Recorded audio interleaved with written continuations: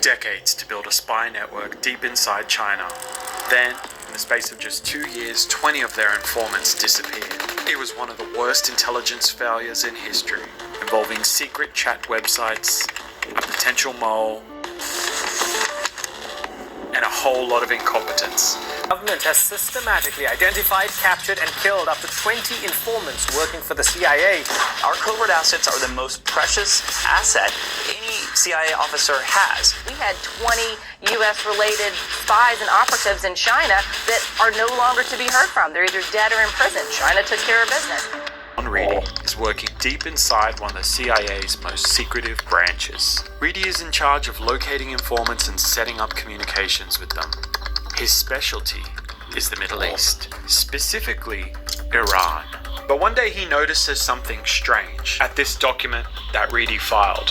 Now, it's top secret, so a lot of this has been redacted, but there's enough in here for us to make sense of what he was trying to claim. As our efforts increased, we started to notice anomalies in our operations and conflicting intelligence reporting that indicated that several of our operations had been compromised. The indicators ranged from to sources abruptly and without reason ceasing all communications with us. Years before, Reedy was seeing the exact same pattern. Informants abruptly ceasing communication with them, mysteriously disappearing. Their information tap was shutting off midstream. And now, I want to show you what went wrong. Look at this website. Whilst most of us can't understand what it says, it's in Persian, you would probably say from looking at it, it looks like an ordinary soccer fan website. It's not. This is the communication tool the CIA used to speak with informants in Iran. This website was hiding in plain sight on the internet for anyone to see. It's been shut down now, but I could still access it using the Wayback Machine. Now, if you look closely down here, there is a search bar. And this is where it gets interesting. If we reveal the source code on the website, which you can do with 2 clicks, the label on the search box is password. So now, through some deep investigation, we know that this search box is not really a search box, it's actually a password login. And if you enter the correct password, a second pop-up and second login is triggered. If you enter the right password there, a secret message box appears, where you, as an informant, can share your intel with the CIA and receive intel back. Believe it or not, this basic messaging website became incredibly popular within the CIA when John Reedy was working there. At first, it was only used for communicating with sources in hostile areas, like war zones, where it was too dangerous to meet in person. But as it was so convenient to use, it spread way further than that. Hundreds and hundreds of clones were produced and given to informants all around the world. Each site was built for a single person to limit the exposure if that informant was caught by an enemy government. Here's one designed as a Johnny Carson fan website, a photography website, and one for video games. But sometime in 2009, Iran finds a website exactly like this one. Sources believe that a double agent led them there. And once they had access, they start to dig, using Google of all things. Iran notices that these websites have specific digital fingerprints. They're little bits of code that made them similar to each other. So they plugged these unique fingerprints into Google search using some advanced search queries, and boom, just like that, they find other versions of these websites. The exact same functionality, just a different bad design on top. Seriously, I know this was 2009, but the terrible web design on these sites is a crime in itself that someone should be punished for. Anyway, once Iran pieces together a catalog of these ugly websites, they watch them. They watch the traffic, they watch the IPs, the locations, to see who would show up. Those that did were caught red-handed working for the CIA. And that's how the spy network in Iran started to unravel, site by site, visit by visit. It's shocking how simple it all was. But John Reedy sees this vulnerability even before Iran does. And he sounds the alarm. I personally crafted several cables detailing the threat we discovered. I provided at least 25 recommendations that we had to impose immediately. But inside the agency, they didn't want to hear it. They did not want to admit the obvious because it was their funding their platforms, their offices, and their unwillingness to change course that led to future compromises. In 2008, Reedy was notified by his government managers that they wanted to take on new responsibilities, requiring a change to his contract. He asked to be assigned to another account, but was denied. And 3 months later, he's informed they will not be renewing his contract. And when he's fired, there are still hundreds of these websites operating around the world. They're like little ticking time bombs waiting to explode and expose precious informants. But time moved on. 3 long years pass after Reedy was fired, and it's not until informants in China start disappearing one by one that panic sets in. The CIA is in chaos. The panic triggers the creation of a joint CIA-FBI task force, codenamed Operation Honey Badger. These guys had to find the leak and stop it. But as Operation Honey Badger starts investigating, the dodgy chat websites are not their focus. Rather, another possible explanation appears. A mole. Someone who has been inside the CIA. And as the mole team starts to build a profile, one name keeps coming up. Jerry Chun-Shin Lee. On paper, he ticks every box. Jerry Chun-Shin Lee was born in Hong Kong, raised in Hawaii, and he was an army veteran who was also fluent in Mandarin. He joined the CIA in 1994, and he handled sensitive operations in Beijing and Tokyo. He ran covert assets. But by 2007, something broke. Lee's career had stalled, and he leaves the CIA. He quits, disgruntled, then moves back to Hong Kong.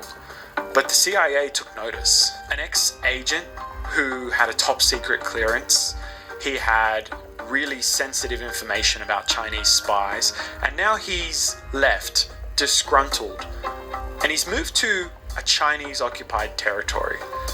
It's not a crime, but it is suspicious. So the CIA did something bold, deceptive, and kind of brilliant. They set a trap. They create a fake job opportunity with a big salary and reach out to Lee.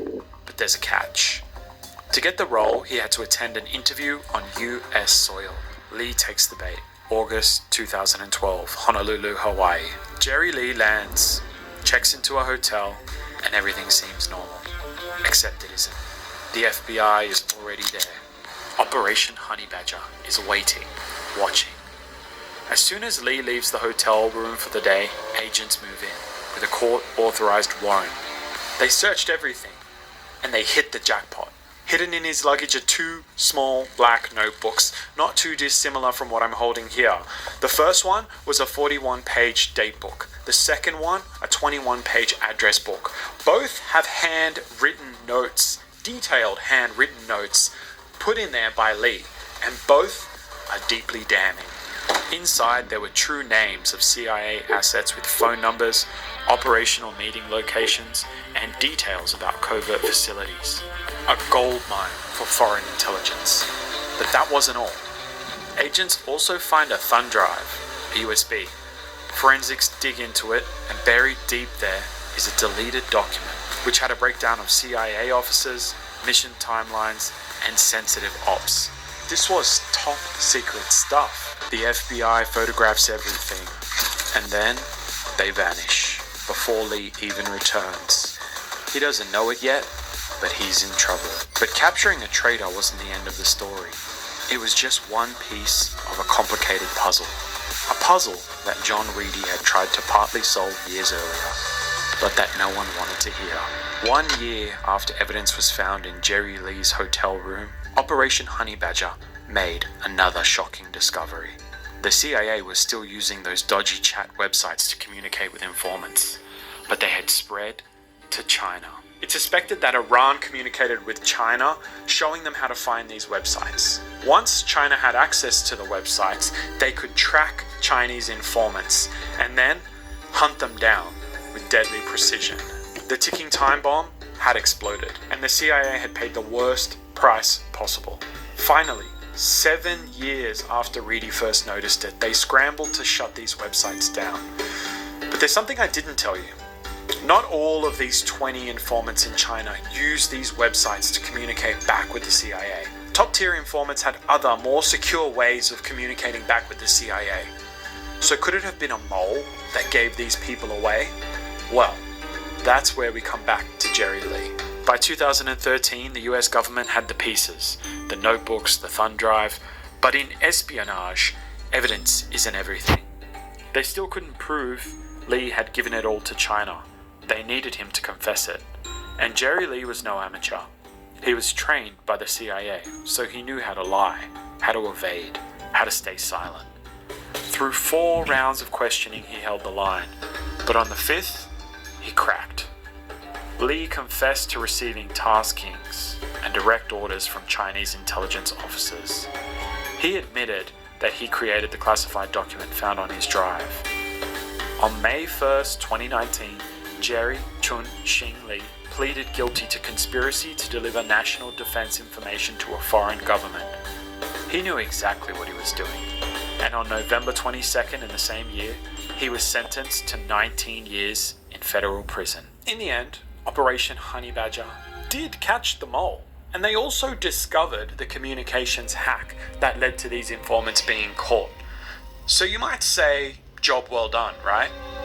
Well, whilst Jerry Lee's name was splashed across news headlines, there really wasn't a lot of publicity about the failure in these communication systems. No one was held accountable for the dodgy implementation, leaving literal password in the source code.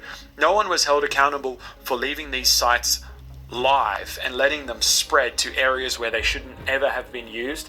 And definitely no one was held accountable for ignoring the whistleblower John Reedy and ultimately firing him and kicking him out of the agency. But accountability in espionage is complicated. Intelligence agencies like the CIA prefer to remain in the shadows and operate in secret for fear of leaking unnecessary information to their enemies. That information then could be used against them. Yet secrecy comes at a price. We may never know the names of these 20 informants in China that risked their lives to bring back information to the US. And some of them actually paid the ultimate price with their life to do that. Their sacrifice remains hidden, their names unknown. Should the CIA have held people accountable for these failures? Or is secrecy just the cost of doing business? I'd love to know your thoughts, so let me know in the comments. See, Mossad was never held accountable for the shocking crime they committed in Dubai in 2010. If you're interested in that story, you should watch my video on it right now.